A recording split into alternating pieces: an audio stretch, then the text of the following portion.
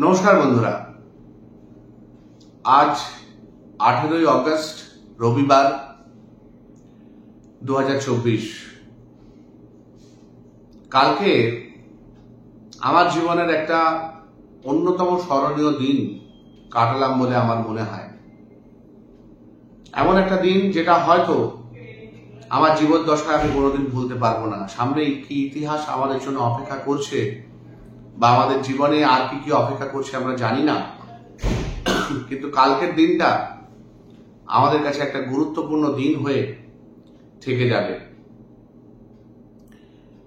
কাল আমাদের একটা র্যালি ছিল আরজিকর মেডিকেল কলেজ থেকে ধর্মতলা পর্যন্ত, প্রায় 6-7 কিলোমিটারের মতো রাস্তা পথ।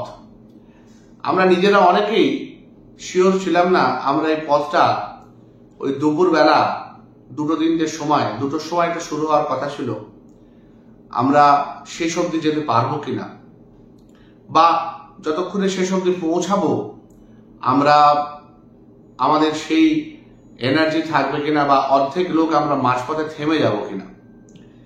তবে হ্যাঁ, মনে একটা আশা ছিল, একটা জোর ছিল, একটা মনোবল ছিল।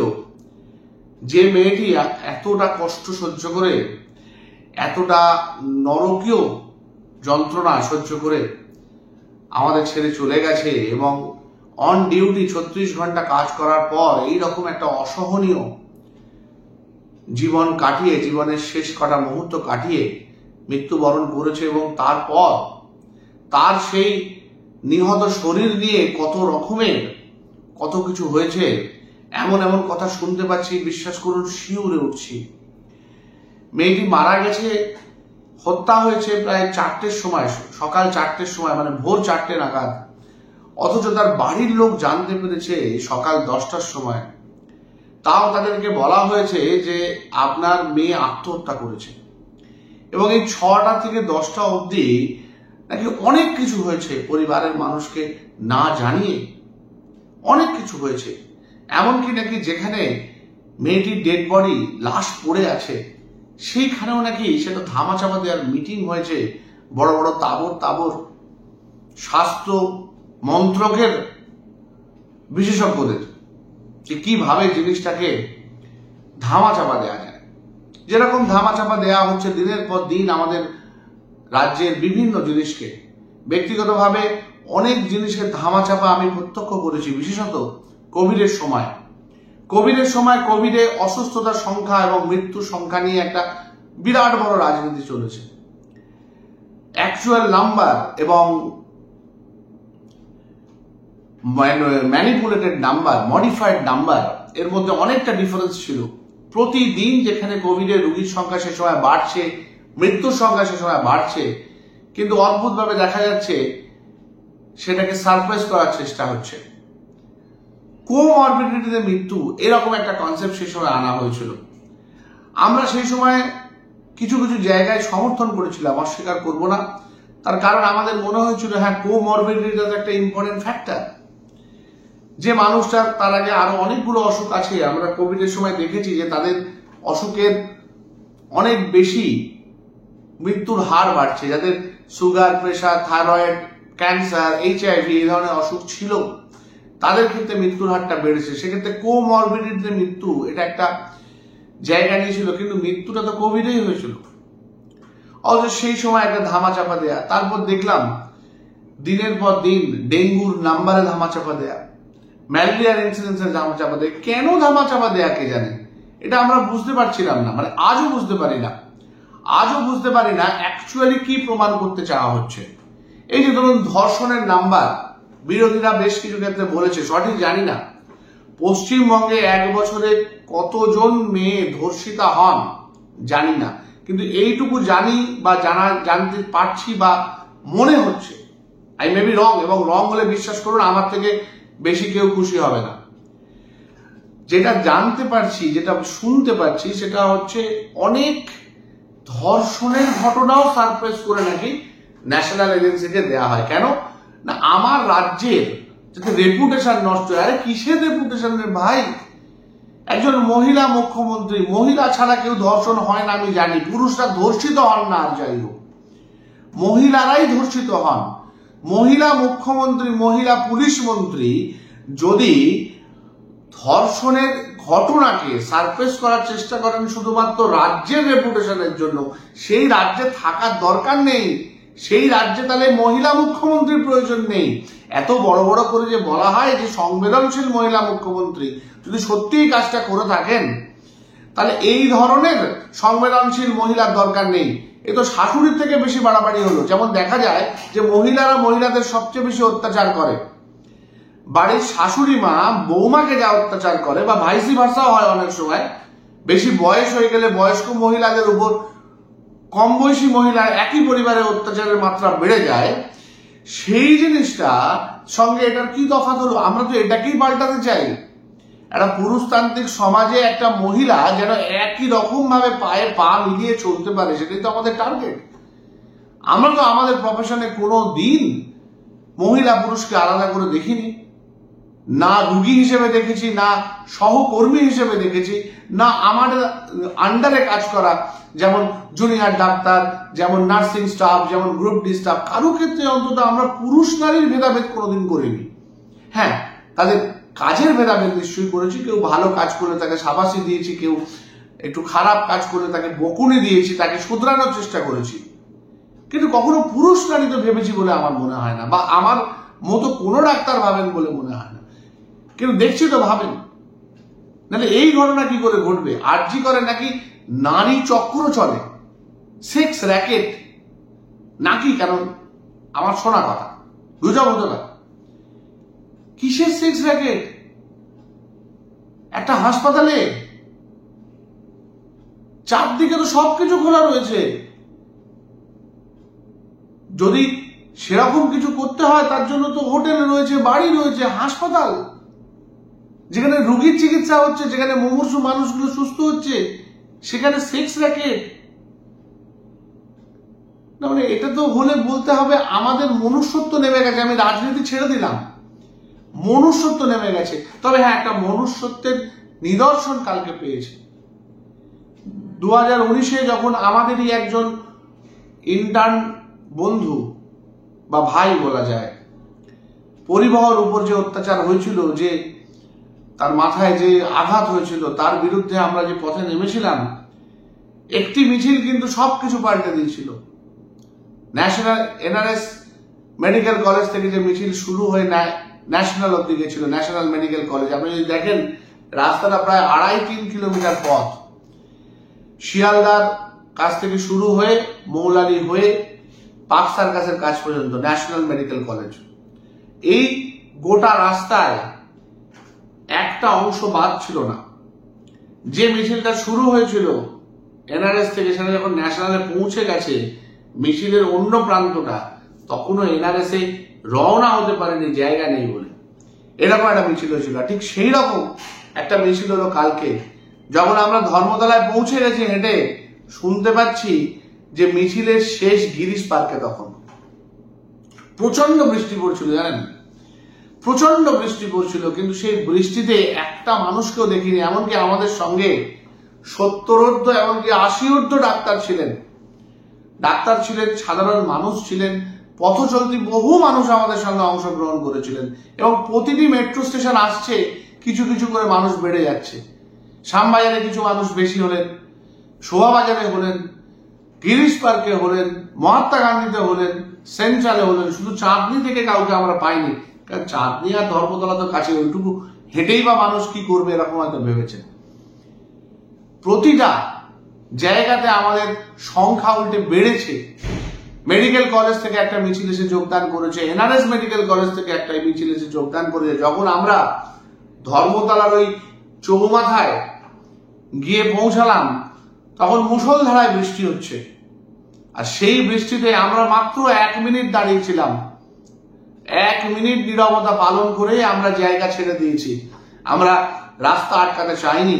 আমরা চাইনি একটা অফিস টাইমে, ঘড়িতে তখন প্রায় 4:30-5টা বাজে, একটা অফিস টাইমের ভিড়কে আমরা সমস্যা ফেলতে চাইনি। আমরা ওখানে 1 ঘন্টা থেকে যে যার নিজেদের মতো ফিরে এসেছি।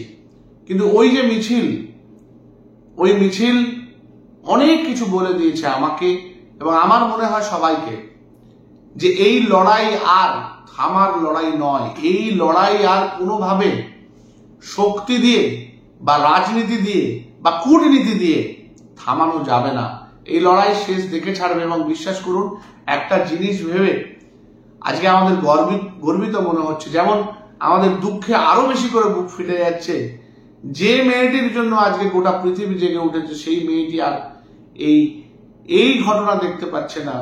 বোন, তুই দেখতে পাচ্ছিস না যে তোর জন্য আজকে সারা পৃথিবী এক হয়ে গেছে, যেটা হয়তো কোনো ক্ষেত্রে পৃথিবীর কোনো টপিকে মানুষ এক হয়নি। পাকিস্তান থেকে আমাদের কাছে চিঠি এসেছে যে এই ঘটনার তীব্র প্রতিবাদ জানাই আমরা, যেটা মনে হয় না স্বাধীনতার পর থেকে কোনোদিন এসেছে। তারপর অদ্ভুত অদ্ভুত ঘটনা ঘটছে জানেন। আমাদের একজন ডাক্তারবাবু, ডক্টর সায়ন পাল, আমাদের থেকে 1 বছরের সিনিয়র, আমাদের দাদা, আমার সাথেই অ্যাপোলো হাসপাতালে কাজ করেন রেডিয়েশন অঙ্কোলজিতে। তিনি জলপাইগুড়ির বাসিন্দা। ওখানে কালকে একটি জলসা, একটা সাংস্কৃতিক অনুষ্ঠান ছিল। ওনারা শুধু সাংস্কৃতিক অনুষ্ঠানের বাইরে ছোট ছোট প্ল্যাকার্ড নিয়ে 8 জন দাঁড়িয়েছিলেন, 8 পিপল, এবং বিভিন্ন স্ট্রিমের। এমন না যে সবাই ডাক্তার, কেউ সায়েন্টিস্ট ছিলেন, কেউ অধ্যাপক ছিলেন, আর উনি তো ডাক্তার ছিলেন। এই 8 জনকে ওখান থেকে সরিয়ে 1.5 ঘন্টা পুলিশের থানায় বসিয়ে রাখা হয়েছে।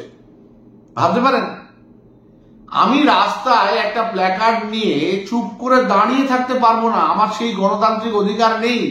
আর সেখানে ফুর্তি হবে, সেখানে হই হুল্লো সাংস্কৃতিক অনুষ্ঠান হবে। এরা তো কেউ সেই সাংস্কৃতিক অনুষ্ঠানে করতে যায়নি, শুধু তার বিবেকটাকে আঘাত করতে চেয়েছে, যে দেখো তোমাদের বিবেকটা কতটা নেমে গেছে, তোমরা এই অবস্থায় তোমরা আনন্দ উল্লাস করছো, ফুর্তি করছো, যেখানে একটা মেয়ে এইভাবে নৃশংসভাবে খুন হয়েছে, ধর্ষিত হয়েছে, অথচ আমার মন কাঁদছে না। আমার পরিবারে যেন আমার বউ, মেয়ে, মা নেই, তাদের ধর্ষণ হলে তবে যেন ব্যাপারটা জাস্টিফাইড হয়। তার আগে অবধি যেন এই ব্যাপারটার কোনো জাস্টিফিকেশন হয় না। আরে ওর হয়েছে তো হয়েছে, আমি তো নাচবো, আমি তো ভর্তি করবো, আমি তো গান শুনবো। এই হচ্ছে মানুষের অ্যাটিটিউড। সেইখানে একটা হলের বাইরে দাঁড়িয়ে 8 জন, তাদের বিরুদ্ধে পুলিশ ব্যবস্থা নিচ্ছে, পুলিশ তাদের তুলে নিয়ে চলে যাচ্ছে, যাতে ওই সেই চারদিকে হীরক রাজার অনুষ্ঠান হবে, বর্ষপূর্তি অনুষ্ঠান হীরক রাজার, তাই কোন রকম কোনো চারদিকে রাখা যাবে না, সমস্ত মানুষকে যারা নোংরা করছে তাদেরকে সরিয়ে দাও। রাজদ্বারে বা রাজপথে যাহা দৃষ্টি কটু, তাহাদের সরাতে এরা অতিশয় পটু। শুনে হেসেছিলাম সিনেমাটা দেখে, কিন্তু আজকে যারা বিশ্বাস করুন চোখে জল এসে যাচ্ছে, বলা যায় চোখের জল শুকিয়ে যাচ্ছে এগুলো দেখে। যে যেন একটা হীরক রাজার গল্প আমরা চোখের সামনে দেখতে পাচ্ছি, সরিয়ে দিতে হবে, দেখানো যাবে না কোথায় কি ঘটছে। ভাবতে পারেন, একটা খেলা বন্ধ হয়ে গেল, ডুরান্ড কাপের ডার্বি, মোহনবাগান ইস্ট বেঙ্গলের আজকে খেলা হওয়ার কথা, বন্ধ হয়ে গেল। কেন না, সবাই বলেছিল মোহনবাগান এবং ইস্ট বেঙ্গলের সমর্থক, এটাও একটা জয় মনে করবো আমরা, বাঙাল ঘটির জয়, মোহনবাগান ইস্ট বেঙ্গলের সাপোর্টারদের জয়, যে সবাই ঠিক করেছিল যে প্ল্যাকার্ড নিয়ে যাবে উই ওয়ান্ট জাস্টিস। বন্ধ হয়ে গেল খেলা। কেন? একটা নিরপেক্ষ অরাজনৈতিক আন্দোলন দমন করার এত চেষ্টা কেন?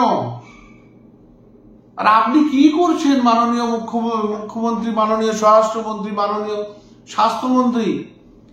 আপনি চেঁচাচ্ছেন নির্যাতিতার ফাঁসি চাই, সে না হয় বুঝলাম আপনি ভুল করে বলে ফেলেছেন, ধর্ষিতার ফাঁসি চাই, আপনি না হয় ভুল করে বলে ফেলেছেন, আপনার এখন মাথার ঠিক নেই, আপনি এখন পুরোপুরি পাজল হয়ে গেছেন, কারণ এই আন্দোলন আপনি নিজেও কোনোদিন করেননি।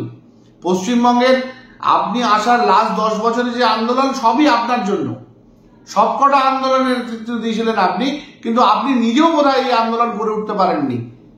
আপনার মনে হয়তো শঙ্কা লাগছে যে এটা কি করে হলো, যে কোনো পতাকা ছাড়া, কোনো দলের পতাকা ছাড়া যেখানে আপনার দল হচ্ছে সবচেয়ে সংখ্যাগরিষ্ঠ, সেই জায়গায় দাঁড়িয়ে সাধারণ মানুষ আজকে রাস্তায় বেরিয়ে যে মিছিল, যে মিটিং, যে সংঘবদ্ধতা দেখাচ্ছে, কালকে আমি কুর্নিশ জানাই সমস্ত নাট্যকর্মীদের যারা গিরিশ পার্ক থেকে রওনা হয়ে আরজিকর গিয়েছিলেন, বিরাট মিছিল, এবং সেখানে প্রত্যেকটি নাট্য ব্যক্তিত্বকে আমি দেখেছি যাদের পাশে দাঁড়িয়ে ছবি তুলতে ইচ্ছা করে, সেলফি নিতে ইচ্ছা করে।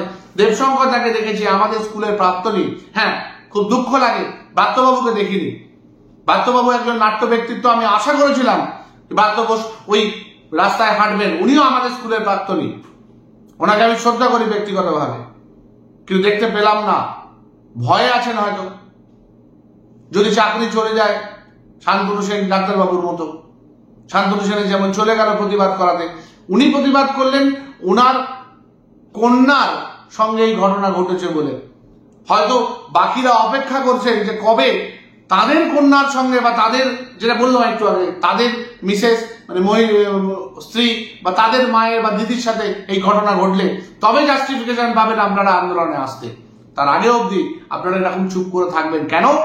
না, আপনারা শাসক দলের কর্মী, শাসক দলের নেতা, আপনারা নামছেন কিন্তু মিছিলে, দোষীর ফাঁসি চাই, দোষীর বিচার চাই, অথচ আপনার দলের মানুষগুলোই কেন জানি না তথ্য গোপন করার চেষ্টা করছে, আর যারা নিরপেক্ষভাবে নামতে চাইছে তাদের আটকাতে ফুটবল ম্যাচ বন্ধ করে দিচ্ছে, সাংস্কৃতিক অনুষ্ঠান থেকে তাদেরকে তুলে নিয়ে চলে যাচ্ছে। হ্যাঁ, ভাবা যায়? আর কতটা নিজেদেরকে কিংকর্তব্য বিমূঢ় বা অবিমিশ্রকারী বোঝাবেন? বড় বড় বাংলা বলছি বটে, কিন্তু এর থেকে ছোট ছোট বাংলা পাচ্ছি না। কতটা নিজেদেরকে হতবুদ্ধি বানাবেন? আপনারা তো কেঁপে গেছেন, আপনাদের তো সমস্ত এদিক ওদিক হয়ে যাচ্ছে, মাথা ঠিক থাকছে না, রাতে ঘুমোচ্ছে না, বোধহয় কি হচ্ছে জানি না, আমাদেরও রাতে ঘুমোচ্ছে না। বিশ্বাস করুন, আমরা যতক্ষণ না প্রকৃত শাস্তি পাবো তার আগে অব্দি হবে না। আর আপনি মাননীয় মন্ত্রী, আপনাকে বিনীত অনুরোধ, করজোরে অনুরোধ, আপনি রাজধর্ম পালন করুন। আপনি বিরোধী পক্ষ হবেন দরকার নেই, বিরোধী পক্ষ লোকজন আছে এবং আমরা কেউ আপনার বিরোধী নই, আমরা অন্যায়ের বিরোধী। আপনি যদি আমাদেরকে আপনার বিরোধী মনে করেন তাহলে বুঝবেন আপনি অন্যায় করছেন বলে আমরা আপনার বিরোধী। আপনি ন্যায় করলে আমরা আপনার বিরোধী নই। আপনার স্বাস্থ্য দপ্তর, আপনার পুলিশ দপ্তরে 2019-এ যে মানুষটা, যে এখনো পর্যন্ত একমাত্র ধরা পড়া অপরাধী সঞ্জয়, সে সিভিক ভলেন্টিয়ার ছিল, তার বিরুদ্ধে কেস থাকা সত্ত্বেও তাকে সিভিক ভলেন্টিয়ার করা হয়েছিল। এইটা আপনার পুলিশ মন্ত্রকের ফল্ট। মেনে নিয়ে যিনি ওকে ঢুকিয়েছিলেন তার স্টেটমেন্ট বা পদত্যাগ হওয়া উচিত। যে